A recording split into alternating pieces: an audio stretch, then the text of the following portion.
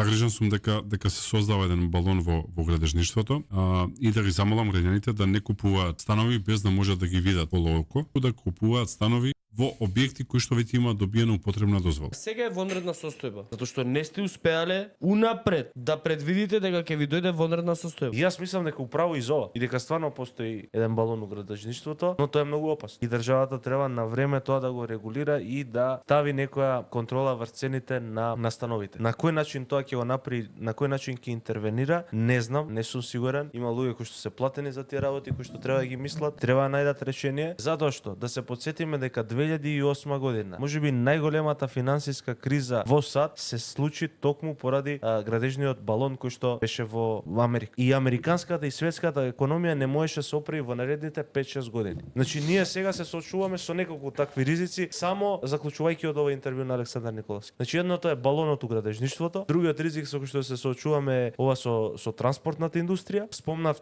завчера Александар Николовски дека може да се случи колапс и на челичната, металната индустрија, металурската индустрија во државата. Имаме предизвици кои што можат да произлезат и од надворешни фактори, значи и светот полека се движи кон веројатно голема економска финансиска криза. Че ова е многу опасно. И ја имаме нашата горда председателка Гордана Сијановска Давкова се сретнала денеска со гувернерот на Народна банка, економијата била стабилна, ќе растела и така.